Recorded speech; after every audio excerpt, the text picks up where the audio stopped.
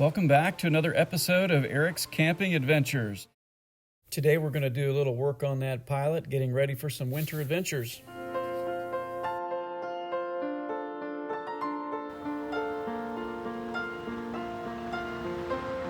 Welcome back to my garage. Today I'm going to do something I have been contemplating for a little bit of time. Got some free Amazon points, and I went and invested in some airbags for the back of the Honda Pilot. They go inside the springs, and they look like they're actually a pretty simple install. So a couple reasons I want to do this.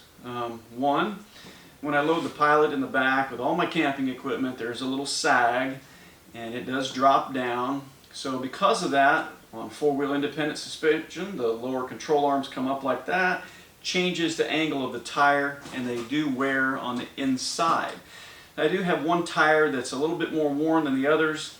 It's been moved to the overlanding trailer, but I do not want that to happen on my next tire. So airbags, they're going in. I'm hoping that it'll give it a little bit of a lift in the back as well as stop the compression. It's easy to see the sag here with it fully loaded and the trailer attached. I read the instructions on how to do this, and they say to disassemble the lower control arm and slide the spring out. That means you take the lower control arm off the outer hub, you drop the lower control arm down, and then put the bag inside the spring and then reassemble. I'm going to question whether you have to do all that because these springs are short. There's a short travel distance between the bump stop and the spring seat. The airbags are small, and they're small enough that I think I might be able to fold them up and just slide them inside of the spring. I don't think it'll require me to crease the bag. I think it will just be a pretty simple deal.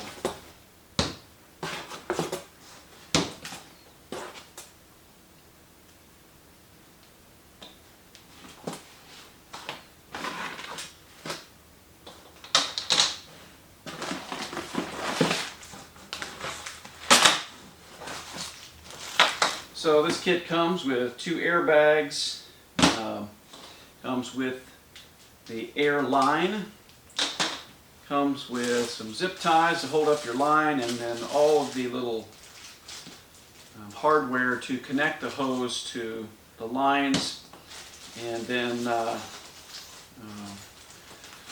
everything you need to secure everything. Comes with a little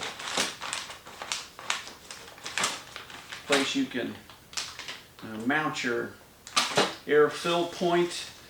I'm not sure I'm going to get that technical with this. We're going to fasten it down, make sure it accomplishes the function. You can actually take these and attach them to an automatic pump that you can operate either from your phone or from a wireless device inside your cab. I'm not looking for anything like that. I'm looking to keep it simple, fewer things to break. So one of the first steps will be to compress this down as small as you can get it so it will fit between the kind of the rungs of the spring. There's just a little air tight cap on the end of it. Squeeze it down, start getting the air out.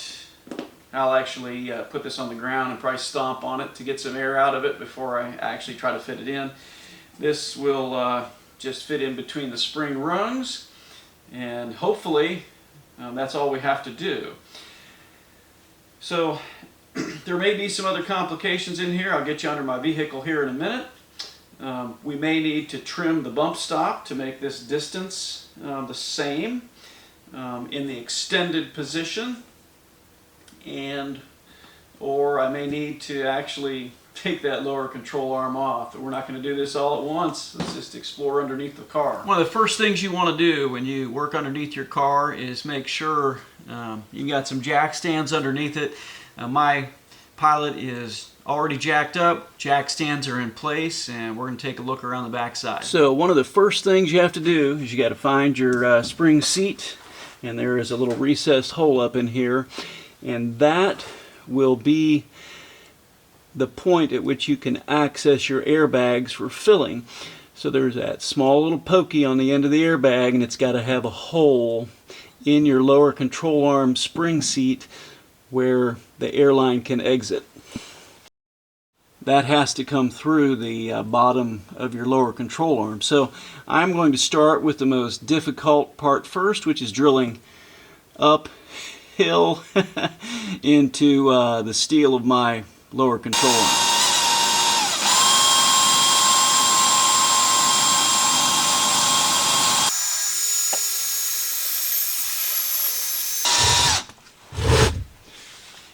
I'm using a smaller bit first to start a pilot hole, and we'll go with a bigger one so there's more forgiveness for my mistakes.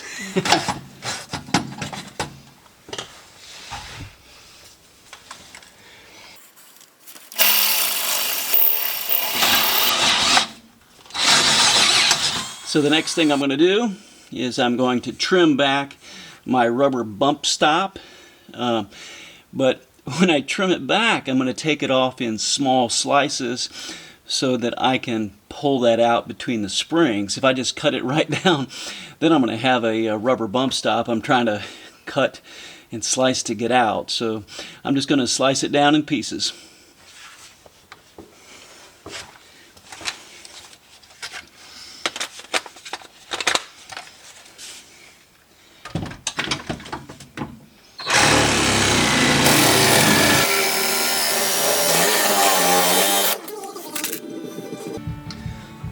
Slice number one.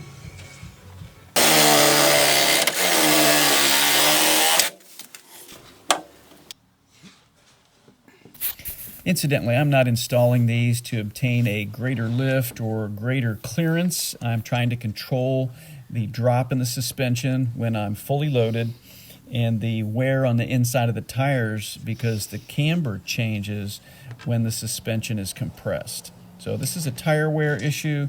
When I do off-road or do some overlanding with it, I will probably reduce the bag down to 5 pounds, which is its minimum.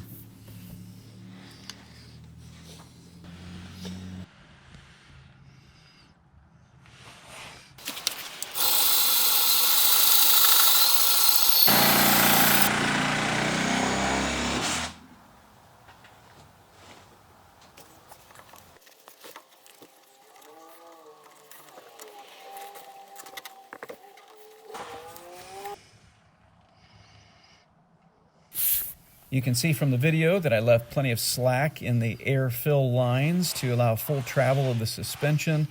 That way, when the suspension drops, it will not yank on the air hose. I just went right up above to the sway bar. There's just a small hole there, and with some fender washers, installed the fill point. I think that's going to work. I did on the second one, it just kind of cooled off in the middle of the day here in Oklahoma. You can't really predict the weather. And it made one of the airbags real stiff, so I actually warmed it up with a hairdryer and then got it real flexible, and it just fit right into the spring seat. And I think it's going to accomplish what I want it to. I'll show you already how the wheels look.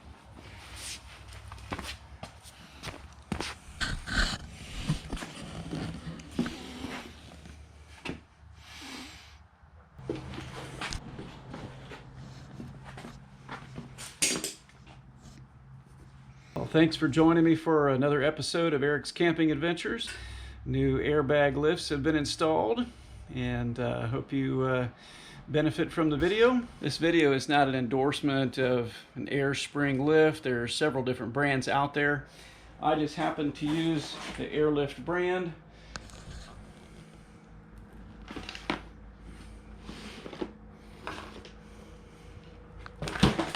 It's called an Airlift 1000. I know there is at least a Firestone brand out there. If you look at hondapilot Overland, he installs some Firestone brand airlifts. His purpose is a little bit different than mine, and he disassembles his whole lower control arm. I just stuffed mine in through the spring.